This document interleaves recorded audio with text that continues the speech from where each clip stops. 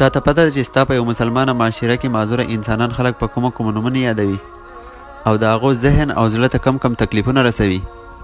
ستا په معاشره کې خو د الله څوک معذوره نه پیدا کوي، که نه د خلکو د مذاق، ملنډو او د لبو یو مشغله جوړه شي. ستا په معاشره کې خلک یو معذوره ته وایي چې دی الله تعالی پیژندلی او ځکه یې معذوره پیدا کړلی، که دی روغ وی نه چې لاسه به یې کول. ستا په دې مسلمانه معاشره کې د یو معذوره انسان نوم نه وي، خو خلک هغه د ړوند، حافظ، مذوب، شل، لیوني او ګډ شیطان په نومونو یادوي. خو تا ته پته ده چې په دې نومونو باندې د دغه معذورو وروڼو خویندو زړونو ته څومره تکلیف رسي؟ نه، ځکه چې ستا په کور کې یو معذوره نشته. خو ګوره یې واوره، د الله تعالی قدرت مه چیلنج کوه.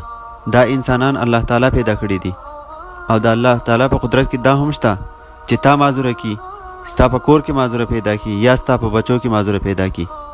ستا په معاشره کې ځوانان را یو ځای شي او وایي راځئ یاره چې نن د حافظ لږ تنګ کړو، راځئ چې نن د اړون لږ تنګ کړو، راځئ چې نن د مذوب لږ تنګ کړو. خو ګورئ د الله نه ویرېږئ او دا خویندې او وروڼه مه ازاروئ. دې معذوره وروڼو او خویندو ته په بل هېڅ هم دومره تکلیف نه رسي لکه څومره چې ورته ستا په مذاق او په ملنډو رسي. د یو مسلمان په حیثیت خو موږ ته دا پکار دی چې دې معذوره وروڼو او خویندو ډېر خیال وساتو، ولې چې دوی ته دا احساس ونه شي چې په موږ کې څه کمی دی. زمونږ خو یو مسلمانه معاشره ده او په هغې کې د دې معذوره خویندو وروڼو ډېر زیات خیال پکار دی، خو د بدقسمتۍ نه د اسلامي تعلیماتو کمی دی او ځکه خلک داسې کوي. زما په خیال موږ یو داسې معاشره جوړولی شو چې په هغې کې د دې معذوره انسانانو عزت او خیال ساتلی کیږي. او داسې معاشره هله ممکنه ده چې په کور کې مور و پلار خپلو بچو ته داسې سبق ورکړي چې موږ ته د معذوره انسانانو عزت پکار دی. د دې نه علاوه علما کرامو او استادانو صاحبانو ته پکار دی چې هغوی په منبر او سکول کې د دې خبرې ذکر لازم کوي. زما د معاشرې ټولو مسلمانانو ته دا درخواست دی چې هغه د دې معذوره خویندو او وروڼو ډېر خیال وساتي او د دوی زړونه نه ازاروي. د دې سره سره زما درخواست هغه خوږو وروڼو او خویندو ته دی چې هغوی معذوره دي. تاسو صبر کوئ، که تاسو ته څوک هر څه وایي خو تاسو په هغې صبر کوئ او جواب مه ورکوئ.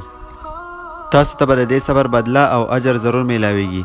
بل طرف ته تاسو د چا سره مقابله نشئ کولی، خو بس په الله یې پرېږدئ، الله تعالی په هر څه ښه پوهېږي. په آخره کې به زه د دې خبرې ذکر لازم وکړم چې ما دا ویډیو د یو خپل خوږ ورور چې معذوره دی د هغه په سپیشل فرمایش جوړه کړې ده. هغه ما ته په واټساپ باندې وایس میسیج را لیږلی او دا یې ویلي چې په دې موضوع باندې لازم ویډیو وکړه، ولې چې په معاشره کې زموږ خپل نومونه نشتي خو خلک موږ په مختلف نومونو یادوي. امید لرم چې دا معمولی شان نصیحت به ستاسو ضرور خوښ شوی وي او په دې معمولی شان نصیحت کې به ضرور څه نه څه سبق وي. که دا نصیحت ستاسو خوښ شوی وي نو دا ویډیو لازم د خپلو دوستانو سره شیر کړئ. شکریه.